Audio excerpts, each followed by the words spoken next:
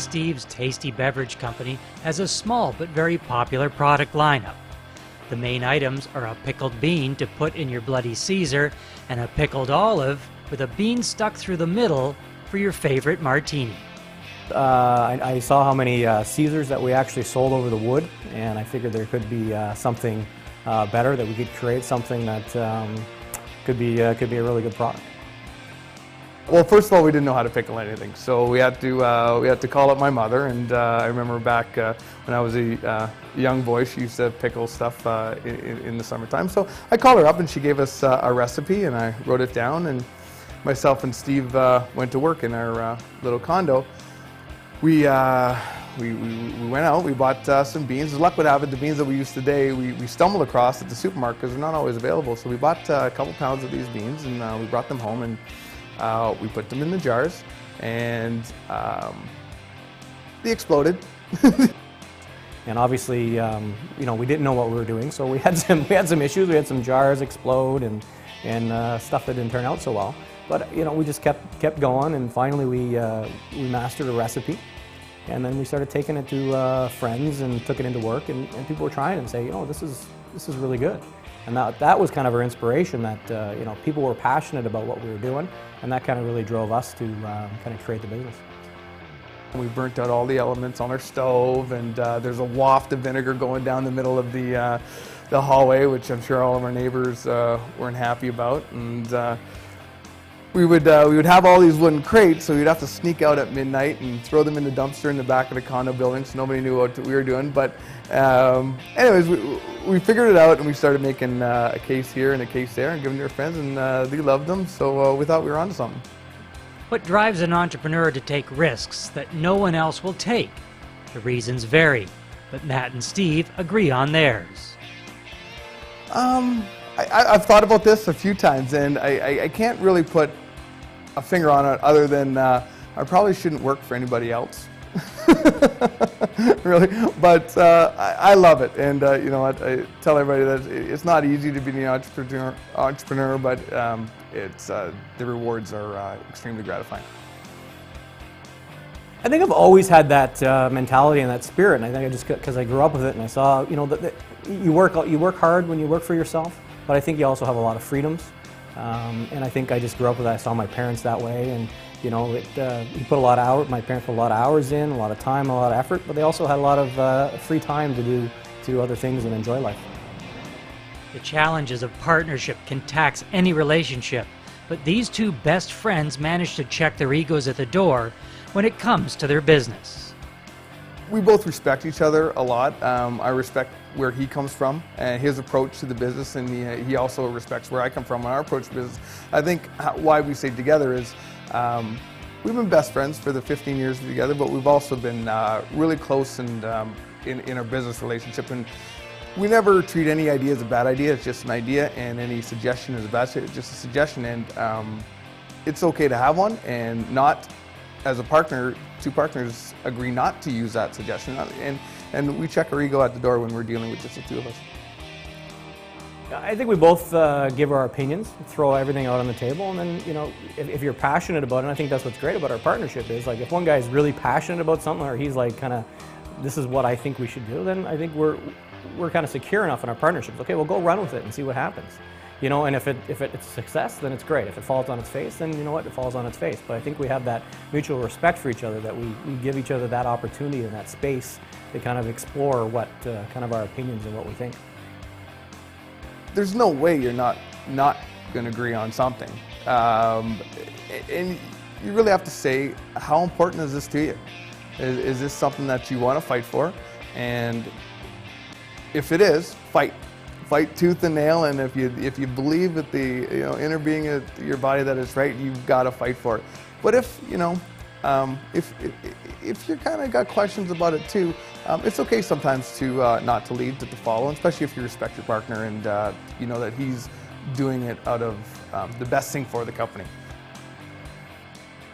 If I believe something strongly enough, I will definitely hold my ground and definitely try and prove my point. The food business is as tough as any, and manufacturing is equally as challenging. Put the two together, and looking back, Steve wonders how they ever survive.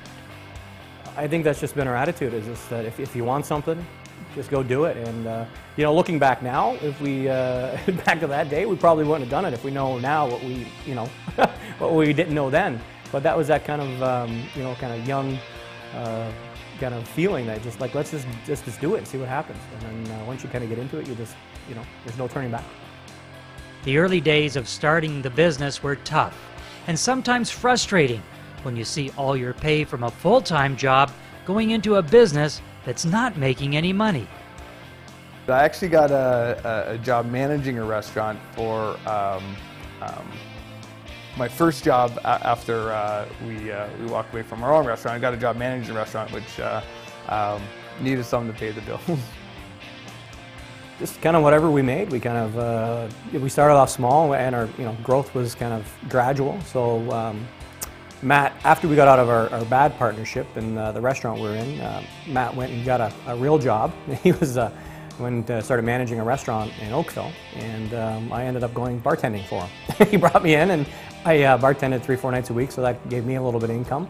And kind of whatever we made, we threw back into the business at the beginning. Role models come in all different forms, and some of the best are down-to-earth, hard-working people. I think some of the best role models I have are the people that didn't, you know, they're not the Bill Gates of the world. They're the small business owner that's carved themselves out a great life and provided for themselves and their family, and just beats to his own drum. And I noticed that in Stephen's parents. They've been entrepreneurs all their life, and they've been very supportive of our business also. And to carve yourself out a life being an entrepreneur and have a good life, I think is very aspirational. I had, like, I think a storybook childhood. I don't think you get any. I've got a very close family. I'm still close to my mom and dad today, and my sister. We're a very tight-knit group, and I think it's given me the strength or the opportunity to kind of get up there and try things that maybe you wouldn't, because I know I've got that support system behind me. The challenges of a startup can take its toll on an entrepreneur's confidence, and the thought of giving up has a tendency to creep up now and then. I've had those days where you kind of get, you know, get down on yourself, like, you know, what's going on here? We're doing all this great work, or you think it's great work. But no, I don't have any. I don't think I would have give up in me. Did I ever act on it? Absolutely not. I think, you know, when you're taking all your money from one pot, throwing it into another pot, and there's nothing in the middle for you to hold on to, it gets frustrating, and you might think about giving up. There's never once that I got anywhere close to acting on it. Now, after some good years of success and a strong customer base, Matt and Steve can now reflect and give some advice for those that will follow in their footsteps. If you believe in what you're doing, keep at it. This is the quickest 10-year overnight success that we've ever had. You know, there's been some dark moments in our company too, but we've kept at it and we believed in it. And you know, you just need to open up a few doors, and you'll be surprised how many other doors those doors will open. And it's just one step at a time. My advice is, if you have an idea, you have to be passionate about it. It's probably going to take 5 times as long as you have planned, and going to cost 10 times the money. From unemployed restaurateurs to savvy entrepreneurs, Matt and Steve have created a need and filled a void that no one knew existed. Did we know we needed a pickled bean for our Caesar, or a bean stuffed in an olive for our martini? I think we've got a lot on our plate, and there's a lot we still need to accomplish. With the extreme bean, we still got a lot of growth, I feel, and also the bean olive, I think, has been well received so far, and I think we've got a lot of work to do. So we can focus on meeting some of our goals with those products. I think we're pretty happy about that in the short term, and in the long term, I think just stay tuned and see what comes next from Matt and Steve. You have to wonder what wild and exotic item these two are dreaming up next.